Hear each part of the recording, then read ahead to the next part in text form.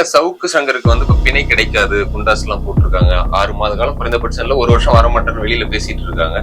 அப்போ ஃபெலிக்ஸ் வெளியில இருந்தா அவருக்கு ஆதரவா பேசுறதுன்னு ஒண்ணு இருக்கும். இன்னொன்னு யூடியூப் பொறுத்த வரைக்கும் 10 ஆண்டுகளுக்கு மேல நெட்ஃபிளிக்ஸ் வந்து ரன் ஆயிட்டு இருக்கு. இப்போ சவுக்கு மீடியா அண்மையில 13ல இருந்து இருக்கு. ஒரு 10 ஆண்டுகளுக்கு மேல இந்த டிஜிட்டல் மீடியால ஒரு நியூஸ் அப்படின்ற ஃபார்மட் எடுத்துட்டு வந்தவர் வந்து ஃபெலிக்ஸ் ஜெரால்ட் அவர். அதுக்கு பிறகுதான் நிறைய மீடியாக்கள் நியூஸை போக்கஸ் பண்றது. அப்போ இந்த மீடியாவை நசுக்கணும், சவுக்க ஒரு வகையில ஜெயில போட்டு அடக்குறது ஒரு முறைன்னா, இவரையும் வேற வகையில வந்து அந்த பத்திரிகையை வந்து நசுக்கணும்ன்றதுதான் ரைடு வர்றது, சர்ச் பண்றது, தொடர்ச்சியாக அதை பண்ணிட்டு இருக்காங்களா? இல்ல, அப்படி முடிவுகள் எடுத்தா அந்த முடிவுகள் தவறானது.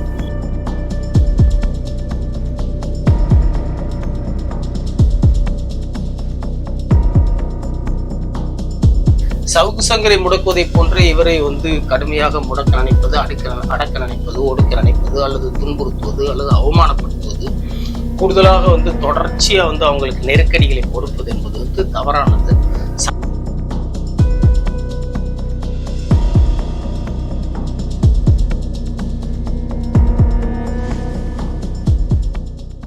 இப்ப சிலதை பார்க்கும்போது சினிமா பாணியிலான காட்சிகள் மாதிரியே இருக்கு. குறிப்பா வந்து இந்த காவல்துறை எப்பவுமே வந்து நாம எப்பவுமே வந்து ஒரு மனித உரிமை மீறலை வந்து கண்டிக்கிறோம், ஒரு என்கவுண்டர் நடத்தக்கூடாதுன்ற. இன்னும் சொல்ல போனா மரண தண்டனை நீக்கணும்னு இங்க நீண்ட நெடிய போராட்டம்லாம் இங்க நடந்துட்டு இருக்கு. அந்த மாதிரியான ஒரு ஊர் தான் நம்ம தமிழ்நாடு.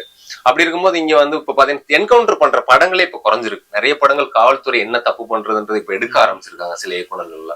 அப்படி இருக்கிற காலகட்டத்துல இப்ப வந்து திடீர்னு வந்து இந்த மாதிரி ஒரு பேச்சுக்காக அவரை வந்து கைது பண்ணும்போது ஒரு கஞ்சாவும் வச்சிருந்தாருல, அவர் கஞ்சா பயன்படுத்துறவரா இருக்கலாம், ஓடி ஒளியக்கூடிய நபர்கிட்ட எப்படி அவ்வளவு கஞ்சா இருந்துச்சுன்னு ஒரு கேள்வி. இல்ல, அது கேள்விக்குறியா இருக்கு. அது நீதிமன்ற விசாரணைக்கு உட்படுத்தப்பட வேண்டிய விடயம் தான். நீதிமன்ற விசாரணையில அது தெரிய வரும். நீங்க அரசு எவ்வளவுதான் வந்து வளைச்சு வந்து வடிவமைச்சு ஒரு வழக்கு தொடுத்தாலும் கூட நீதிமன்ற விசாரணையில அது வந்து NTPS சட்டத்துக்கு பல்வேறு நிறைய நெறிமுறைகள், விதிமுறைகள் இருக்குது.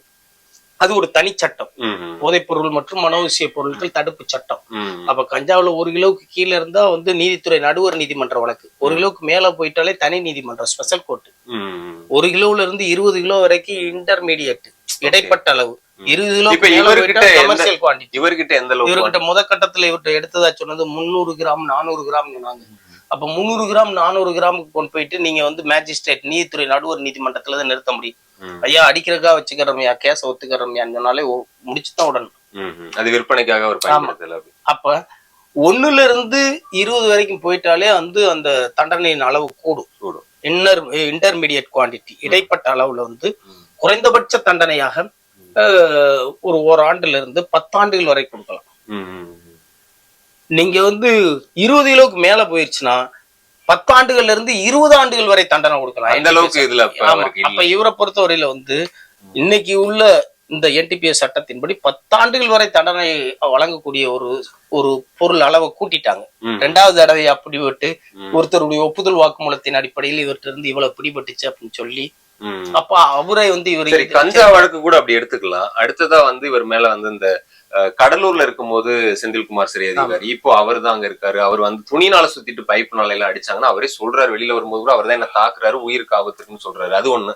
இன்னொன்னு, நீங்க பெண் காவலர்களை தானே தரக்குறைவா பேசுனீங்க. அதே பெண் காவலர்களோட நீங்க வந்து அவங்களோட டியூட்டியை நீங்க பாக்கணும்ன்ற மாதிரி கூட ஒரு இதா இருக்கலாம். அது இந்த மாதிரியான இதை எப்படி பாக்குறீங்க? இது வந்து சட்டத்துக்கு மீறி எல்லாமே அப்படி நடந்திருந்தா மிகப்பெரிய சட்ட மீறல், மிகப்பெரிய மனித உரிமை மீறல் தான் நம்ம சொல்லலாம். அப்ப சிறைச்சாலைகள்ல வந்து யாரை வந்து அடிக்கக்கூடாது, துன்புறுத்தக்கூடாது. சிறை நிர்வாகம் என்பது வேற, காவல்துறை நிர்வாகம் என்பது வேறு. சிறைச்சாலை நிர்வாகம் என்பது ஒரு வனத்துறையை போன்று, ஒரு தீயணைப்பு துறையை போன்று காக்கி உடை அணிந்திருந்தாலும் கூட சிறைக்கில் ஒருவர்களுக்கு உணவளித்து பாதுகாத்து உடல்நலனை பேணி மனநிலையை சரி செய்து விசாரணை சிறைவாசிகளாக இருந்தால் அவர்களை விருந்தினர்களை போன்று நடத்தி அவர்களை வெளியில் அனுப்புவது மட்டும்தான் அவங்க வேலை. அதே கன்விக்ட் அவங்க வந்து சட்டத்திற்கு மீறலா சிறைக்கில் நடந்தால் அதுக்கு ஏற்றப்பட்ட சிறை விதிகள் இருக்கின்றன. நேர்காணலை வந்து நிறுத்தி வைப்பது, நேர்காணலை நிறுத்தி வைப்பது, இந்த PCPன்னு ஒன்று இருக்கு, அதனுடைய வந்து பொருட்களை பயன்படுத்துவதற்கான சில இது பண்றது. ரொம்ப உச்சபட்ச இவர்களைத்தான் தனிமைப்படுத்தி வந்து ஒரு தண்டனை தொகுதின்னு இருக்கு, அங்க கொண்டு போய் வைப்பாங்க. அடிக்கிறது, கிள்றது, குத்துறது, ஏதாவது வந்து பண்றது, அல்லது அவனுக்கு அவனை தீங்கு விளைவிக்க முயற்சித்துக் கொள்வது, தற்கொலைக்கு அல்லது பிறரை கொல்ல முயற்சிப்பது, இது போன்ற நபர்களுக்கு தான் நம்ம பலப்பிரயோகம் பண்ணி தனித்து வைக்க முடியும். அப்ப பொதுவான சிறைவாசிகள் எல்லாரையும் நீங்க பாதுகாக்கத்தான் கடமைப்பட்டிருக்கு. சிறைத்துறை என்பது அதுதான், சிறை நிர்வாகம் என்பது அதுதான். சிறைத்துறைக்கு வருகின்ற பல்வேறு அதிகாரிகள் வந்து திரைப்படத்துல வர்ற அந்த அர்ஜுன் மாதிரி, சூர்யா மாதிரி அவங்களே நினைச்சுக்கிறாங்க ஏதோ கொடிய குற்றவாளிகளை நம்ம அடக்க வந்திருக்கணும். அவன் நிராயுதபாணி. ஒரு 10 அடிக்கு மேலான வந்து 12 அடிக்கு மேலான வந்து முற்று முழுக்க மதில் சுவர்களால் சூழப்பட்ட ஒரு இடத்துல, மின்சார கம்பிகள் எல்லாம் வந்து ஓடிக்கிட்டு இருக்கிற ஒரு இடத்துல, உள்ளுக்குள்ள எத்தகைய வந்து தொடர்புகள், வெளியில யாரையுமே தொடர்பு கொள்ள முடியாத ஒரு நிலையில இருக்கிற ஒரு நிராயுதபாணி தான் ஒரு சிறைவாசி. அவன் உங்களை நம்பித்தான் உள்ள வந்திருக்கான். அவன் நீதிமன்ற காவலுக்கு உட்படுத்தப்பட்டிருக்கான். அவனுக்கு உணவு கொடுக்கிறது, நன்னெறிப்படுத்துறது, அவனை முறைப்படுத்துறது, நெறிப்படுத்துறது, அவனுடைய உடல்நிலை மனநிலையை வந்து சீர் செய்து சரி செய்து அவனை இந்த சமூகத்துக்கு திருப்பி அனுப்புறதுக்கு சிறைத்துறை.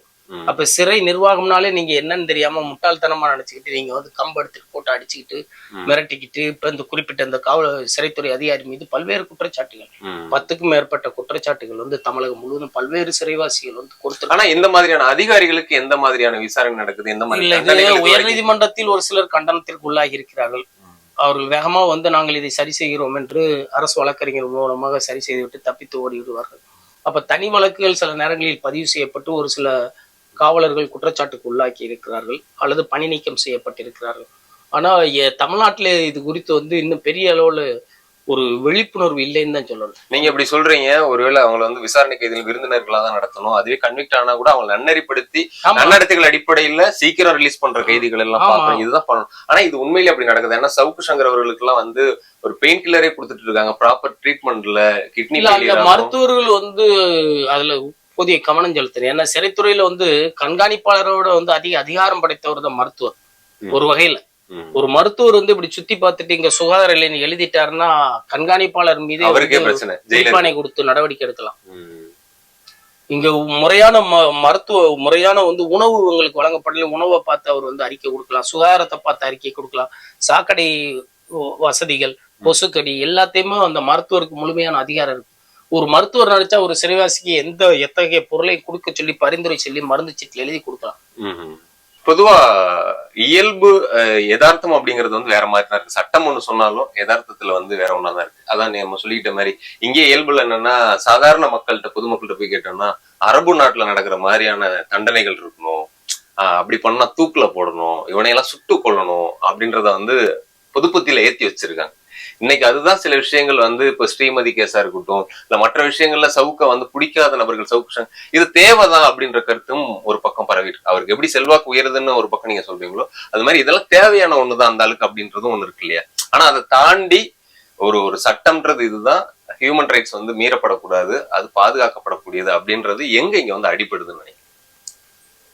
இல்ல அது ஒரு பண்பட்ட சமூகமாக வளர்த்தெடுக்கப்படும் பொழுது அல்லது சட்டம் குறித்து மனித உரிமைகள் குறித்து ஒரு விழிப்புணர்வு மக்கள் மத்தியில உருவாகணும். பொதுவாவே இப்ப ராஜீவ்காந்தி கொலை வழக்கு, அதை ஒட்டி தான் தூக்கு தண்டனைக்கு எதிரான ஒரு மிகப்பெரிய விழிப்புணர்வு தமிழ்நாட்டுல உருவாக்கப்பட்டுச்சு.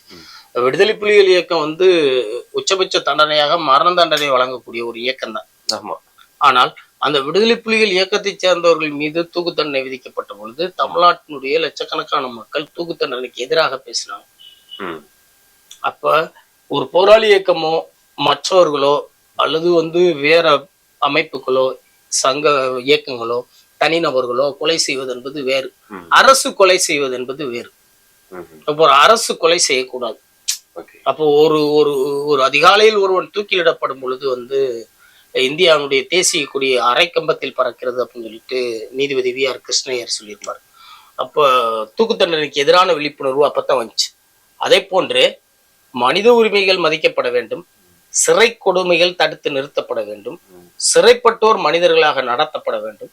எத்தகைய குற்றச்சாட்டுகளின் பேரில் ஒருவர் கைது செய்யப்பட்டிருந்தாலும் அவருக்கான வந்து மனித உரிமைகளை அனைவருமே மதித்தாக வேண்டும் அப்படிங்கிற ஒரு பண்பட்ட சமூகமாக அரசு நிர்வாகங்களும் அரசு எந்திரங்களும் மாறவில்லை, மக்களும் அந்த மனநிலைக்கு வரலைன்னு தான் நம்ம இதை எடுத்துக்கிற முடியும். ஓகே, இந்த வழக்குல குறிப்பா சவுக்கு சங்கர் அவர்கள் தான் பெண் காவலர்களை ரொம்ப இழிவா பேசிட்டாரு. இல்ல ஏடிஜிபி அருணை கூட விட்டுருவோம், அவர் பேசுறது வந்து ஒரு உயர் அதிகாரிகளை இந்த சிஸ்டம் எப்படி இருக்குன்னு பேசியிருந்தா கூட வேற மாதிரி இருந்திருக்கும். இந்த பெண் காவலர்களும் அதுக்கு வந்து உடன்படுறாங்க, அட்ஜஸ்ட் பண்ணிக்கிறாங்கன்ற பேசின வார்த்தைகள் தான் பொதுமக்கள் மத்தியிலுமே அப்படி பேசியிருக்க வேணாமே. ஏன்னா எல்லா வீட்லயும் ரிலேட்டிவ்ஸ்ல ஒரு பொண்ணு போலீஸ் டிபார்ட்மெண்ட், அது தவறான வார்த்தை. அப்படி ஒரு வார்த்தையை பயன்படுத்தி இன்னும் குறிப்பா கூட ஒரு சில உயர் அதிகாரிகளை ஒரு சில மாதிரி தனிப்பட்ட விடயங்களை சொல்லி குற்றம் சாட்டுவது என்பது ஒரு நல்ல குற்றச்சாட்டு கிடையாது. நீங்க தனிநபர்களுடைய அந்தரங்கங்களை வந்து ஒரு பெரிய குற்றச்சாட்டா வைக்க முடியாது. உருதுல சொல்லுவாங்க ஹமாம் கி அந்தர் சப் நங்கேஹே அப்படின்னா வந்து குளியலறைக்குள்ள எல்லாருமே நிர்வாணம் தான். அப்படிங்கிற போது எல்லார்ட்டையுமே குறைகள் இருக்கு, எல்லார்ட்டையுமே நிறைகள் இருக்கலாம். அப்ப சமூகத்துல வந்து ஒருத்தரை வந்து குற்றச்சாட்டணும் அல்லது ஒருத்தரை வந்து ஒரு கீழ்மையா வந்து ஒருத்தனை தாழ்த்தி அவனை வந்து ஒடுக்கணும் அல்லது வந்து மிரட்டணும். உளவியல் ஒரு சிலர் தவறு செய்யறாங்கன்னு சொல்றதை விட ஒரு தனிப்பட்ட குற்றச்சாட்டுகளை சொல்வது என்பதே ஒரு தவறான ஒரு நடைமுறை. அப்படி சொல்லணுங்கிற தேவையில்லை. தனிப்பட்ட முறையில அவருடைய நிர்வாகத்தில் உள்ள சிக்கல்கள், நிர்வாகத்தில் இந்த மாதிரி சிக்கல்கள் இருக்கு, நடைமுறைகள் இந்த மாதிரி சிக்கல்கள் இருக்கு, அல்லது வந்து வழக்குகளை கையாளுறதுல இப்படி பிரச்சனைகள் இருக்கு, நீதி நிர்வாகத்தில் இந்த குறைகள் இருக்கு. அத நபர்களுடைய பெயர்களை சொல்லாம கூட இயல்பா சொல்லி கடந்து பெண்களுக்கு எதிராக கூட இங்க அதிகாரிகள் இருக்காங்கன்னு சொல்லி இருந்தா கூட அது வேற. இது எல்லா துறைகள்லயும் இருக்கு. இது போன்று எல்லா ஒர்க்கிங் ஸ்டேஷன்ல நடக்கிறது. குறிப்பான ஒரு நபரை சொல்லி அப்படி சொல்லுவது என்பது மாபெரும் தவறானது. இந்த விஷயத்துல இப்ப அவரு கைது செய்யப்பட்டிருக்காரு, அடுத்தடுத்த வழக்குகள் போடப்பட்டு இருக்குன்றது வேற. ஆனா இதுல வந்து ஃபெலிக்ஸ் ஜெரால்ட் அவர்கள் ஒளிபரப்புனாரு. நேத்தைக்கு அது எல்லாமே அப்பாலஜி கேட்டு அந்த வீடியோவையும் பிரைவேட்ல போட்டிருக்காங்க. அவங்க வீட்டை சர்ச் பண்ண வராங்க. இப்ப அடுத்தடுத்து ஃபெலிக்ஸ் ஜெரால்ட் குறிவைக்கப்படுறது இந்த ஒரு வழக்குக்காக மட்டும்தான் பாக்குறீங்களா, இல்ல வேற நோக்கம் இருக்கா? இல்ல அவரை இவங்க எப்படி பாக்குறாங்கன்னு தெரியல. ஃபெலிக்ஸ் ஜெரால்ட பொறுத்தவரையில எப்படின்னா தனிப்பட்ட அவருடைய ஒரு ஒரு ஒரு குழந்தைகள் 2 பேர் இருக்காங்க. ஒரு மகள் அயலகத்துல படிச்சுட்டு இருக்காங்க. மகன் 12வது முடிச்சுட்டு அவர் வந்து கல்லூரியில சேருவதற்காக விண்ணப்பித்திருக்காரு. அவர் மனைவி அவரோட அந்த நிர்வாகத்துல அந்த நிறுவனத்துல பணி செய்யக்கூடிய ஒரு படித்த பெண்ணு தான். அப்படிங்கிற போது தனிப்பட்ட அவங்களுக்குன்னு குடும்பம் இருக்கிறது, ஒரு அமைதியான வாழ்க்கை இருக்கிறது. அப்ப அவர் ஒரு பத்திரிகையாளர், ஒரு 4 நூற்றாண்டு காலம் பத்திரிகை உலகத்துல வந்து இருக்கிறார். அப்ப யூடியூபர் அப்படின்னு அவரு நம்ம கருத முடியாது. உங்களுடைய அந்த சன் தொலைக்காட்சியிலேயே 24 hours வித் MK ஸ்டாலின் அப்படின்னு ஒரு நிகழ்ச்சியை நடத்தினாருன்னு கூட சொல்றாங்க. சன் நியூஸ் இதுல தொலைக்காட்சியில எல்லா ஊடகங்களையும் பணியாற்றிருக்காரு. அப்ப ஒரு பேட்டியே ஒரு ஒளிபரப்பிட்டாரு. அல்லது சபுக்கோட ஒரு நட்பா கூட இருந்துட்டு போட்டு, நட்பு என்பது யாருக்கு எல்லாரோடையும் வரலாம். ஒரு ஒரு கொடூரமான ஒரு சிறைவாசியை கூட வந்து வெளியில உள்ள ஒரு பெரிய உயர் காவல்துறை அதிகாரி கூட நட்பா பழகுவார். அது இயல்பானது. அவருடைய பணிக்கு அப்பாற்பட்டு அவருடைய பணிக்கு அப்பாற்பட்டு ஒரு மனிதன் என்ற முறையில எனக்கு இவனுக்கு அந்த எண்ண அலைகள் ஒத்து போகிறது அப்படின்னு கூட நினைக்கலாம். அது நட்பா இருக்கலாம். அல்லது வந்து தனிப்பட்ட முறையில அவருடைய நிறுவன வளர்ச்சிக்காக இவர் வந்து கொடுக்குற பேட்டிகள் வந்து ஒரு கூடுதல் உந்துதலா கூட இருந்திருக்கலாம். எப்படினாலும் அதை எடுத்துக்கலாம்ல. அப்படிங்கிற போது ஒரு பேட்டி கண்டிருக்காரு, சில கேள்விகளை கேட்கிறாரு, இவர் சில பதில்களை சொல்றாரு. அந்த பதில்களுக்கு இவர் உடனடியாக மறுப்பு தெரிவிச்சிருந்திருக்கலாம்.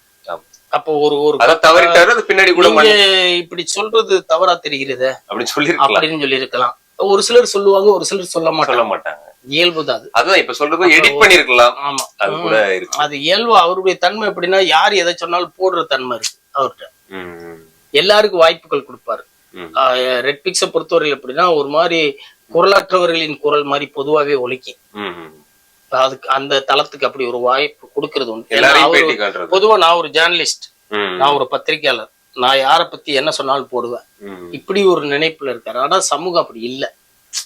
அப்ப அதுக்காக வந்து அவர் மீது வழக்குகளுக்கு மேல் வழக்குகள் போடுவது, அல்லது சவுக்குக்கு நிகராக வைத்து அவரை பேசுவது, சவுக்கு சங்கருக்கு நிகராக வைத்து அவரை பேசுவது, சவுக்கு சங்கரை முடக்குவதை போன்று இவரை வந்து கடுமையாக முடக்க நினைப்பது, அடக்க நினைப்பது, ஒடுக்க நினைப்பது, அல்லது துன்புறுத்துவது, அல்லது அவமானப்படுத்துவது, கூடுதலாக வந்து தொடர்ச்சியா வந்து அவங்களுக்கு நெருக்கடிகளை கொடுப்பது என்பது வந்து தவறானது, சட்டத்திற்கு முரணானது, மனித உரிமைகளுக்கு எதிரானது. ஏன்னா காலமும் சூழலும் வந்து ஒரே மாதிரியே இருக்காது. எல்லாருமே வந்து இன்னைக்கு அதிகாரத்துல இருக்கிறவங்க நாளைக்கு அதிகாரம் இழந்து நிற்பாங்க. எல்லாமே ஒரு சக்கரம் மார்த்த வாழ்க்கைங்கிறது அப்ப சுத்திக்கிட்டே இருக்கும். அப்போ ஆட்சி அதிகாரத்தில் உள்ளவர்கள் வந்து ஓர்ந்து கண்ணோடது இறை புரிந்து யார் மாட்டும் தேர்ந்து செய்வதே முறைன்னு சொல்றாரு வள்ளுவர். அப்படித்தான் வந்து நம்ம ஆட்சி நடத்தணும். அப்ப வலியார் முன் தன்னை நினைக்க தான் தன்னின் மெலியார் மேல் செல்லும் இடத்து வள்ளுவர் சொல்றாரு.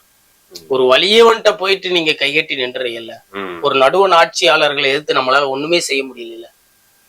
இன்னைக்கு வந்து தமிழ்நாடு அரசுக்கு எதிராக நடுவன் ஆட்சி, மத்திய ஆட்சி, இந்திய அரசு எடுக்கின்ற பல்வேறு வந்து தமிழக அரசுக்கு எதிரான, தமிழக மக்களுக்கு எதிரான பல்வேறு வந்து தவறான போக்குகளை அல்லது ஒடுக்குமுறைகளை அல்லது புறக்கணிப்புகளை நம்மளால எதிர்த்து செய்ய முடியல எதுவுமே. ஏன்னா அவன் வலியவன், நம்ம எளியவன் தான், அவன் முன்னாடி செய்ய முடியாது. அப்ப நம்ம என்ன செய்யறோம்னா நம்மளை விட எளியவனை நம்ம ரொம்ப ஒடுக்குறோம். அதுதான் வள்ளுவர் சொல்றாரு, வலியார் முன் தன்னை நினைக்க தான் தன்னின் மெலியார் மேல் செல்லும். நம்மளோட மெலியவன், நம்மளை ஏத்து கேள்வி கேட்க முடியாதவன், நம்மளுடைய அதிகாரத்தை ஏத்து, நம்மளுடைய காவல்துறையை ஏத்து, நமக்கு இருக்கிற படை பட்டாளத்தை ஏத்து, நம்மளுடைய பண செல்வாக்கை ஏத்து இவனால வந்து பெருசா ஏத்து சண்டை போட முடியாது. அதனால இவனை ஏறி மிதிச்சு அடக்கலாம்னு சொல்லி நினைக்கும் பொழுது உனக்கு மேல ஒருத்தருக்கான ஃபெலிக்ஸை விட மிகப்பெரிய பத்திரிகையாளர்கள்லாம் இருந்திருக்காங்க. இல்ல ஒருவேளை சவுக்கு சங்கருக்கு வந்து இப்ப பிணை கிடைக்காது, குண்டாஸ் எல்லாம் போட்டிருக்காங்க, 6 மாத காலம் குறைந்தபட்சம் இல்ல 1 வருஷம் வரமாட்டேன்னு வெளியில பேசிட்டு இருக்காங்க. அப்போ ஃபெலிக்ஸ் வெளியில இருந்தா அவருக்கு ஆதரவா பேசுறதுன்னு ஒண்ணு இருக்கும். இன்னொன்னு யூடியூப் பொறுத்த வரைக்கும் 10 ஆண்டுகளுக்கு மேல நெட்ஃபிளிக்ஸ் வந்து ரன் ஆயிட்டு இருக்கு. இப்போ சவுக்கு மீடியா அண்மையில 13ல இருந்து இருக்கு. ஒரு 10 ஆண்டுகளுக்கு மேல இந்த டிஜிட்டல் மீடியால ஒரு நியூஸ் அப்படின்ற அந்த ஃபார்மட் எடுத்துட்டு வந்தவர் வந்து ஃபெலிக்ஸ் ஜெரால்ட் அவர்கள். அதுக்கு பிறகுதான் நிறைய மீடியாக்கள் நியூஸை போக்கஸ் பண்றது. அப்போ இந்த மீடியாவை நசுக்கணும், சவுக்க ஒரு வகையில ஜெயில போட்டு அடக்குறது ஒரு முறைன்னா, இவரையும் வேற வகையில வந்து அந்த பத்திரிகையை வந்து நசுக்கணும்ன்றதுக்கு தான் ரைடு வர்றது, சர்ச் பண்றது, தொடர்ச்சியாக அதை பண்ணிட்டு இருக்காங்களா? இல்ல, அப்படி முடிவுகள் எடுத்தா அந்த முடிவுகள் தவறானது.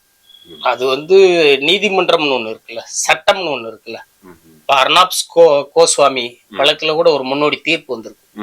நீங்க தொடர்ச்சியாவே வந்து ஒரே குற்றச்சம்பவத்துக்கு 10 வழக்கு போடுவீங்களா, இது என்ன முறை அப்படின்னு சொல்லி கேக்குறாங்க. இதே நக்கீரன் கோபால் வழக்கு முன்னோடி தீர்ப்பு இருக்கு. அப்ப நீதிமன்றங்கள் அப்படியே இருக்காது. இதுக்கு மேல உச்ச நீதிமன்றம் ஒண்ணு இருக்குல்ல. உச்ச நீதிமன்றத்தை அவங்க ஒருவேளை தமிழ்நாட்டுல வந்து எந்த நீதிமன்றங்கள்லயுமே தாங்கள் எதிர்பார்ப்பதை போன்று வந்து ஒரு நிவாரணம் கிடைக்கவில்லை என்றால் இவங்க வந்து உச்ச நீதிமன்றத்தை அணுகுவதற்கு வாய்ப்பு இருக்குல்ல. இதே உயர் நீதிமன்ற சவுக்கு கொடுத்த தண்டனை அவர் வந்து 2 மாதங்கள்ல உச்ச நீதிமன்றத்துல போய் நிறுத்தி வச்சு வெளியே வர்றாருல. அப்ப சட்டத்துல வழிவகைகள் இருக்கு. அப்ப அந்த வழிவகைகளை அவர்கள் பின்பற்ற வேண்டிய நிலைக்கு வந்து தமிழக அரசு அவங்களை தள்ளவிட வேண்டிய தேவை கிடையாது. குறிப்பாக ஃபெலிக்ஸ் ஜெரால்ட் என்பவர் வந்து ஒரு நல்ல பத்திரிகையாளர். அப்போ அவர் ஒரு பேட்டி கண்டார் என்ற ஒரே ஒரு காரணத்திற்காக, அல்லது சவுக்குடைய வந்து இது போன்ற சர்ச்சைக்குரிய ஆட்சேபகரமான அரசுக்கு எதிரான பேட்டிகளை தொடர்ந்து ஒளிபரப்பி வந்தார் என்பதாலேயோ, அல்லது இவரை வந்து சவுக்குக்கு உடந்தையானவர், சவுக்கை தூண்டி விடுகிறார், சவுக்குக்கு நெருக்கமானவர் என்ற அடிப்படையில அதை பார்க்க வேண்டிய தேவையில்லை. பல்வேறு பத்திரிகையாளர்கள் இது போன்ற செய்திகளை இருக்கின்ற ஆட்சிக்கு எதிராக பல தளங்களில் பேசிக்கொண்டு வெளியிட்டுக் கொண்டு எழுதி கொண்டுதான் இருக்கிறார்கள். அவருக்கு எதிரான சட்ட நடைமுறைகளே சட்ட அந்த மீறல்களை கைவிட்டு அவரை வந்து அவர் மீது தொடுக்கப்பட்ட வழக்குகளை தமிழக அரசு திரும்ப பெறுவதுதான் சரியா இருக்கு. ஒரு மூத்த பத்திரிகையாளர் அப்படிங்கிற அடிப்படையில அவர் மீதான வழக்குகளை திரும்ப பெறணும். திரும்ப பெற்று அந்த அவர் நிறுவனத்தின் மீதான வந்து அந்த இறுக்கமான நடைமுறைகளை எல்லாம் கைவிடுறதுதான் அடக்குமுறைகளை தளர்த்திக்கிறது. இதுல பிணை கிடைக்க வாய்ப்பு இருக்கா ஃபெலிக்ஸ் அவர்களுக்கு? இல்ல, நாளைக்கு அதாவது இந்த வழக்கை பொறுத்தவரை பிணை கொடுக்கப்படாத அளவுக்கு ஒரு கொடிய வழக்கு கிடையாது. பிணை கொடுக்கப்படலாம், நாளைக்கே கூட பிணை கிடைக்கலாம், கிடைச்சு வெளியே வரலாம். அது வந்து ஆட்சியில் உள்ளவர்கள், அதிகாரத்தில் உள்ளவர்கள் யாரை வேண்டுமானாலும் முடக்கலாம், அடக்கலாம், வழக்குகள் தொடுக்கலாம். அப்ப சிறைச்சாலை என்பது மனிதர்களுக்காக கட்டப்பட்டது. சிறைச்சாலை வந்து ஆடு மாடுகளுக்காக கட்டப்படல. சிறைச்சாலையில மிகப்பெரிய அறிவாளிகளும் திறமைசாலிகளும் வீரர்களும் ஞானிகளும் தத்துவவாதிகளும் தோன்றி இருக்கிறார்கள். ஒரு மனிதன் சிறைப்பட்டு விடுவதாலே வகையிலும் குறைப்பட்டு விடுவது கிடையாது. உலகத்தினுடைய தலை சிறந்த தலைவரான நெல்சன் மேண்டலா கூட 28 ஆண்டுகள் சிறையில் இருந்திருக்கிறார்கள். நீங்க வெளியில இருந்துட்டு அவரை இயல்பா வந்து பேச விட்டா பிரச்சனை கிடையாது. அதை விட்டுட்டு ஒருத்தரை சிறைப்படுத்தி எத்தனை காலம் வச்சிருக்க முடியும்? தூக்கு தண்டனை கொடுத்துட முடியுமா இந்த குற்றச்சாட்டுகளுக்காக? அல்லது சுட்டு கொலை செஞ்சிட முடியுமா? அல்லது அமெரிக்காவில மாதிரி மின்சார நாற்காலியில வச்சு கருக்கி வெளியே போட்டுற முடியுமா? ஒரு அவதூறுகளை பரப்பலாம், ஒரு துன்புறுத்தலாம், அந்த குடும்பத்தினருக்கு வந்து எல்லையற்ற துன்பங்களை கொடுக்கலாம், அந்த குழந்தைகள் வந்து பெற்றோரை பிரிஞ்சு தவிக்கலாம், அவங்களுடைய மனைவி வந்து வேதனையில உழலலாம், அவங்களுடைய நிறுவனம் தடுக்கப்படலாம், முடக்கப்படலாம். ஆனா ஏதோ ஒரு கட்டத்துல திருப்பி வெளியில வருவாங்க. வெளியில வரும்போது கடுமையான பாதிப்புகளோடையும், அல்லது இந்த ஆட்சியில் உள்ளவர்கள் ஒரு குறைந்தபட்ச ஒரு நீதியோடு கூட நம்மிடம் நடந்து கொள்ளவில்லை, நாம் ஒரு சிறிய தவறே செய்திருந்தால் கூட அதை வந்து சட்டத்தின்படி வந்து நம்மளை வந்து எதிர்கொள்ளல, சட்ட நெறிமுறைகளின்படி வந்து நம்மளை நடத்தல அப்படின்னு சொல்லும் போது இன்னும் கூடுதலான கோபத்தோடது இன்னும் வஞ்சத்தோடையும் தான் வருவாங்க. அப்ப அரசு என்பது இப்படி ஒரு வாய்ப்பு வந்து இப்படிப்பட்ட ஒரு தவறு நடந்திருக்கிறது அப்படிங்கிறது சுட்டி காட்டுவதற்காக என்ன சட்ட நடைமுறையோ அந்த சட்ட நடைமுறையை மட்டுமே தான் கையாளணும். அதை அடுத்து வந்து இப்படி தொடர் தாக்குதல்கள், தொடர் ஒடுக்குமுறைகள், தொடர் துன்புறுத்தல்கள், தொடர்ச்சியான வழக்குகள், அவமானங்கள், நிந்தனைகள் இப்படி நடந்துகிட்டே போக போக போக போக அதை அழுத்தி அழுத்தி வைக்க வைக்க அது வந்து வெடிக்கத்தான் செய்யும். கண்டிப்பா அது தேவையற்ற ஒரு நடைமுறையா தான் நாம் கண்டிப்பா பொறுத்திருந்து பார்ப்போம் இந்த வழக்கு எப்படி நடக்குது போகுது அப்படின்றது. பல்வேறு விஷயங்களை பகிர்ந்துகிட்டீங்க. ஏசியானெட் நியூஸ் தமிழ் சார்பாக மிக்க நன்றி. நன்றி.